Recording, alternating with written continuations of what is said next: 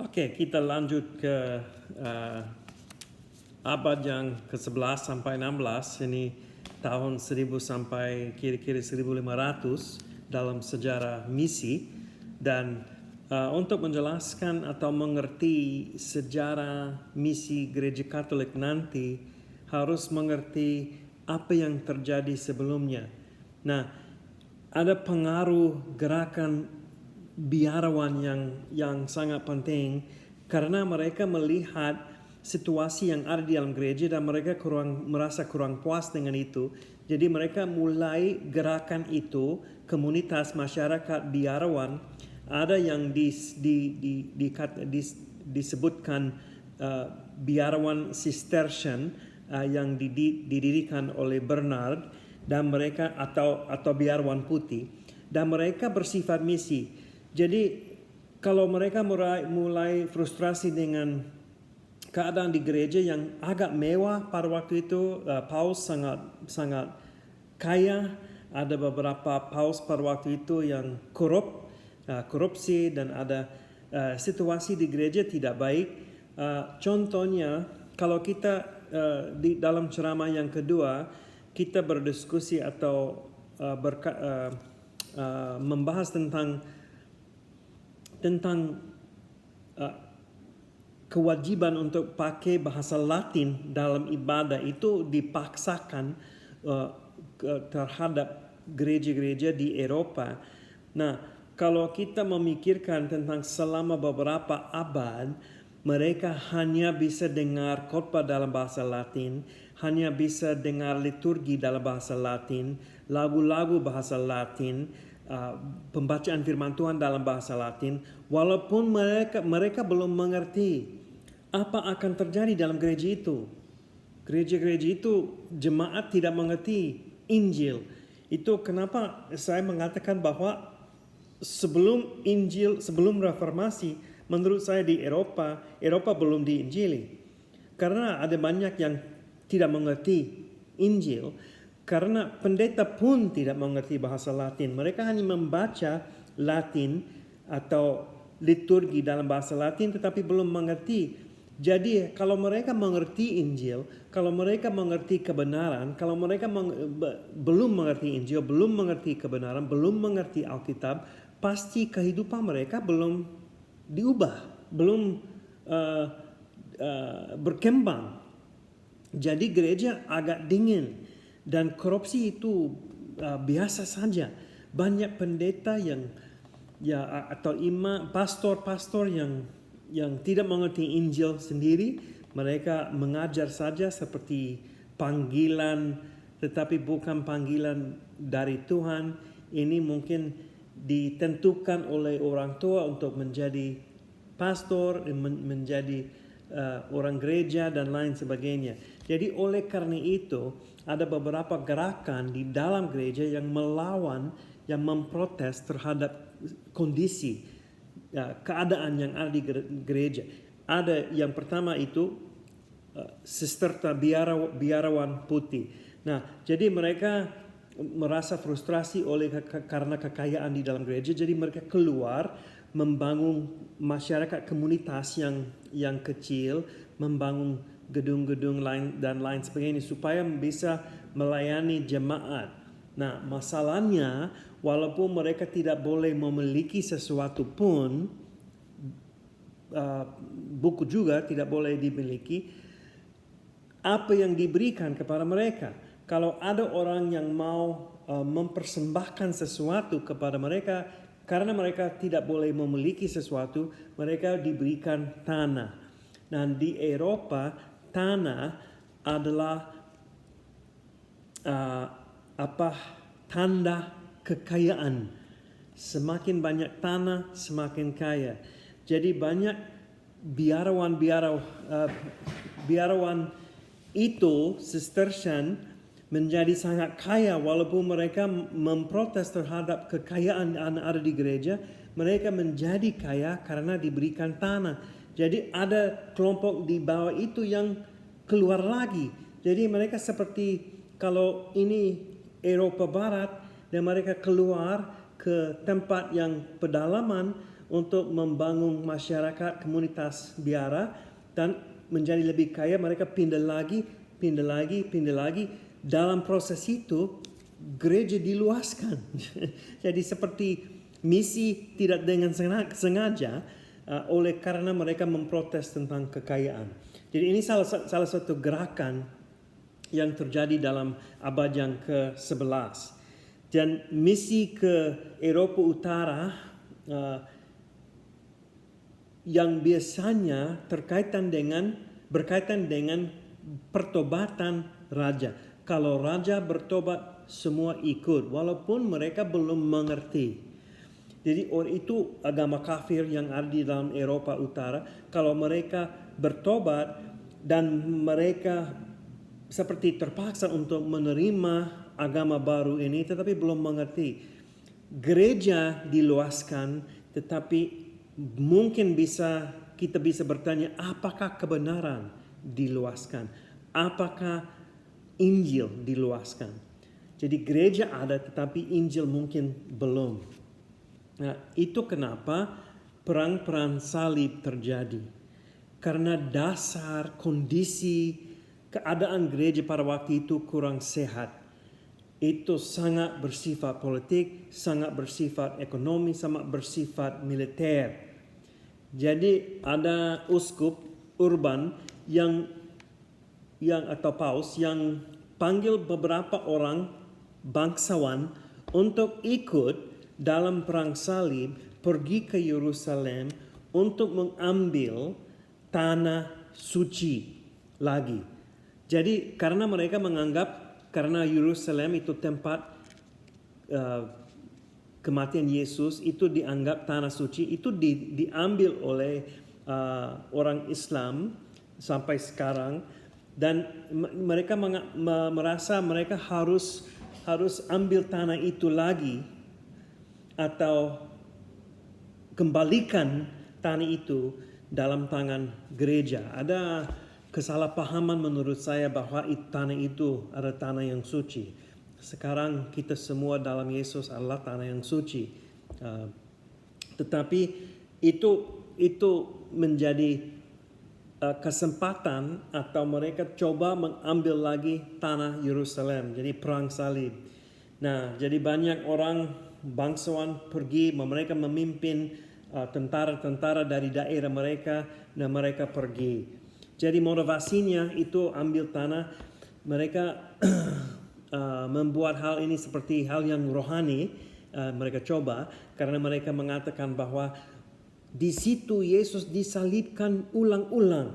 Nah, itu dikatakan Paus Urban dan beberapa pendeta atau pastor yang mempromosikan, mendukung, mendorong perang salib itu. Jadi Yesus disalibkan setiap hari karena tanah itu diambil oleh Islam. Jadi mereka merasa itu tugas mereka, itu tanggung jawab mereka untuk ambil lagi tanah itu. Nah, ada beberapa hal yang jelek sekali yang terjadi. Mereka membunuh perempuan, mereka membunuh anak-anak Yahudi, anak-anak Islam, dan dampak perang salib sampai masa kini dirasakan. Ada kepahitan di dalam orang Islam sampai masa kini karena sejarah perang salib. Jadi perang salib terjadi mungkin lebih dari 100 tahun, karena yang pertama kira-kira 1199, dan perang salib yang keempat itu 1204, tahun 1204. Itu yang di dalam perang itu Konstantinopel dirusakkan. Nah, itu aneh karena itu kota Kristen, tetapi orang barat dalam gereja barat merasa bahwa orang di dalam gereja timur tidak baik, jadi mereka merusakkan. Itu sejarah yang ya tidak baik. Dan rasa itu masih ada di dalam mulut orang Islam. Contoh, saya punya om namanya Omar. Dia kakak dari ibu saya, pada waktu itu orang Islam. Dan om saya selalu suka, dia selalu senang berdialog, dia selalu senang berdiskusi tentang hal agama.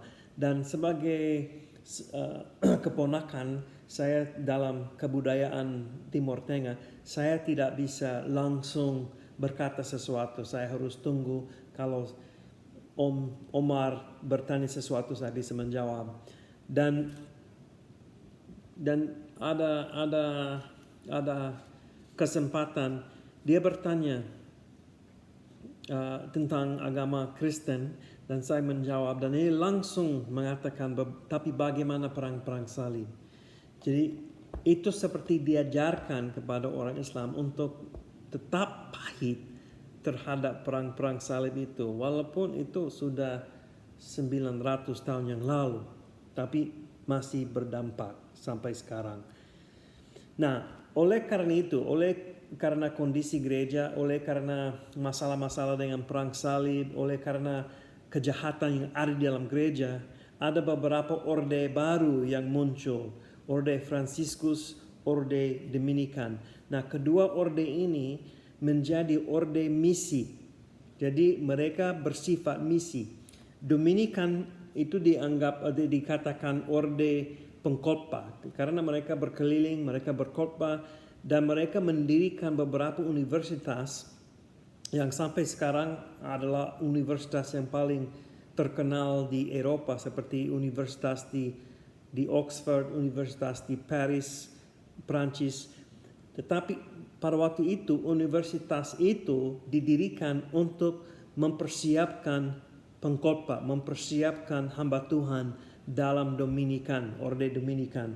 Orde Fransiskus menjadi sangat bersemangat untuk misi. Nanti kita akan lihat itu di Amerika Selatan dan di Amerika Utara. Jadi ini salah satu gerakan yang mempengaruhi Eropa pada waktu itu, mempengaruhi gereja. Jadi ini menarik, walaupun ada banyak masalah di dalam gereja, walaupun ada korupsi, ada kejahatan, ada kelemahan dalam gereja, dalam kepemimpinan, Tuhan selalu mendorong, Tuhan selalu memanggil orang khusus untuk meluaskan Injil, untuk menjaga kesehatan dan kebenaran yang ada di dalam firman Tuhan di dalam periode ini juga. Nah, ada sesuatu lain yang muncul, yang terjadi dalam sejarah dunia pada waktu itu orang Mongol, mereka menguasai daerah Asia dan Asia Selatan, Asia Tengah, dan akhirnya mereka dipengaruhi oleh agama Islam. Sampai sekarang banyak daerah itu seperti Turkmenistan, Kazakhstan, semua stan itu adalah bangsa-bangsa Islam sampai sekarang, oleh karena orang Mongol menguasai daerah itu, dan Islam bisa masuk Asia Timur dan lain sebagainya. Jadi itu terjadi pada waktu yang sama, perang salib terjadi, dan jadi gereja dikelompokkan di dalam Eropa, dan seperti mereka kira tempat Timur Tengah itu bukan untuk diinjili, itu untuk ditantang supaya tanah itu bisa diambil, tetapi bukan untuk diinjili. Mereka tidak menganggap itu layak untuk diinjili. Dan Asia, orang Mongol, mereka takut sekali terhadap Mongol itu karena mereka sangat berkuasa. Maaf, kursi saya selalu suka turun, jadi saya jadi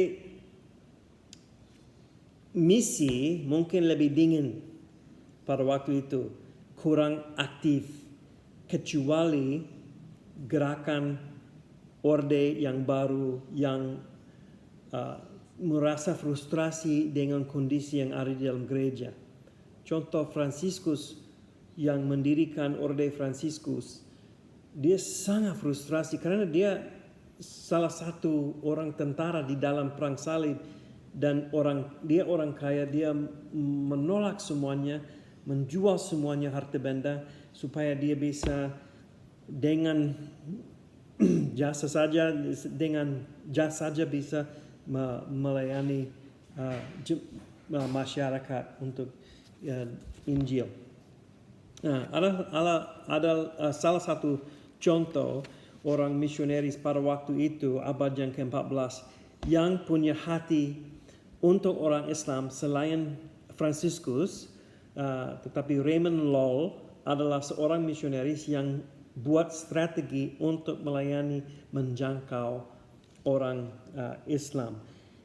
Strateginya adalah 3. Yang pertama, mengerti bahasa, belajar dan mengerti bahasa lokal supaya bisa menerjemahkan firman Tuhan dalam bahasa itu dan berdialog. Yang kedua, siap untuk berdialog atau buat apologet. Jadi harus siap untuk bicara, berdialog dengan Islam, tetapi mengerti doktrin agama Kristen cukup kuat supaya bisa menjawab pertanyaan yang ada di dalam diskusi itu. Dan yang ketiga, Raymond Lull mengatakan bahwa kita harus siap melayani sampai mati. Dan sebenarnya dia menjadi martir oleh karena pelayanannya kepada orang Islam. Nah, untuk diskusi ini, bagian ini, karena ini ya singkat saja, saya harus cari diskusi ini. Oke. Nah, ini soal diskusi. Kalau atau Bapak Ibu boleh memikirkan tentang ini dan kirim respons dari grup WA. Yang pertama, kalau Anda mencoba menjangkau seorang Islam dan orang Islam itu bertanya tentang perang-perang salib, apa jawabannya yang cocok? Ya, tolong memikirkan tentang itu dan kita diskusi itu.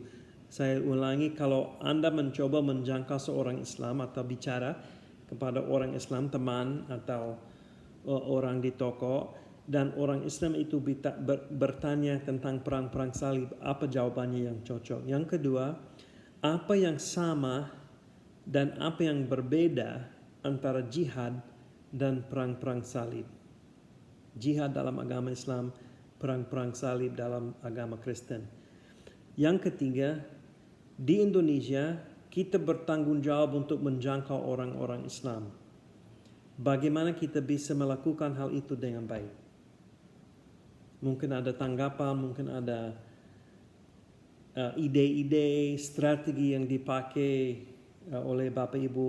Tolong kasih tahu kita semua dalam kelompok WA. Dan yang keempat, soal yang keempat, cara Raymond Lull apa masih bisa dipakai? Nah, ingat caranya mengenai mengerti bahasa, siap berdialog, dan siap melayani sampai mati. Cara Raymond Lull apa yang masih bisa dipakai masa kini? Jadi tolong ambil waktu untuk menjawab soal-soal itu, dan setelah itu kita lanjut kepada ceramah yang keempat. Terima kasih.